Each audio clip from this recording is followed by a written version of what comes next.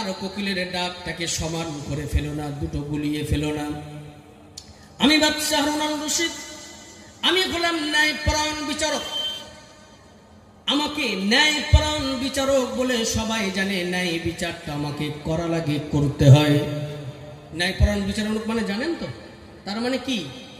যদি 1-2 লাখ টাকা দেন আপনার পক্ষে চলে যাবে নাকি, এটা বলে তো? এখন তো সব ন্যায়পরায়ণ বিচারক, নাকি বলেন? এখন আর ঘুষ টুস কেউ খায় না, টাকা পয়সা দিলেও শোনে না। যেটা ন্যায় বিচার সেটাই করে, নাকি হয়? আহা, জানো এই ন্যায়পরায়ণ বিচারকের কতটা মর্যাদা আল্লাহর দরবারে।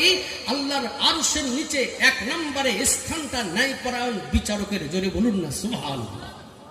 কিন্তু সেই ক্ষমতার অপব্যবহার চলছে আজ।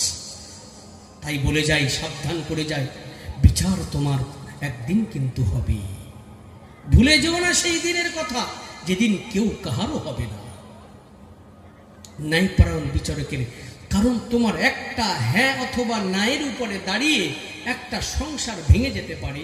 তোমার একটা হ্যাঁ অথবা নায়ের উপরে ভিত্তি করে একজনের 10 বিঘা জমি আরেকজনের হয়ে যেতে পারে।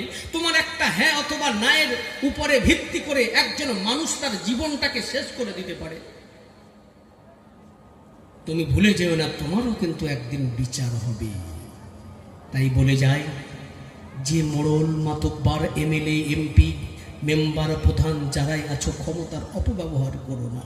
ন্যায় বিচার করবে, তুমি দুনিয়াতে সম্মান পাবে, আখিরাতেও সম্মান পাবে। যদি বলুন না সুবহানাল্লাহ। ভাইরা আমার, বাদশাহ হারুন আল রশিদ বলে, এ আমার প্রহরীরা, অতএব আমার ন্যায় বিচার করতে হয়, ব্রেনটা ঠান্ডা রাখতে হয়। আর ওই সময় কোকিল কাক যখন ডাকে, ওর কর্কশ ডাকটা শুনলে পরে আমার ব্রেনটা বিগড়ে যায়। তাই বললাম, ক্ষুধা লেগেছে, কাকের খাবার খেতে দাও। ও খাবার খেতে ব্যস্ত হয়ে যাবে, ও আর ডাক দেবে না। কর্কশ ডাকটা আমার আর শুনতে হবে না, ওর ডাকটা যেন বন্ধ হয়। তাই বললাম, কাককে খাবার খেতে দাও। আর কোকিল, একে খাবার খেতে নিষেধ করলাম, খাবার দিতে নিষেধ করলাম। কারণ হলো, এই কোকিলকে যদি খাবার খেতে দাও, ও তো আর ডাকবে না। কিন্তু আমি বাদশা যে ওর ডাকটা শুনতে চাই, কারণ ও যে সুমধুর আওয়াজ কণ্ঠে যখন ডাক দেয়, আমি বাদশাহ হারুন আল রশিদ, আমার ব্রেনটা ঠান্ডা হয়ে যায়, আমার অন্তরটা শীতল হয়ে যায়।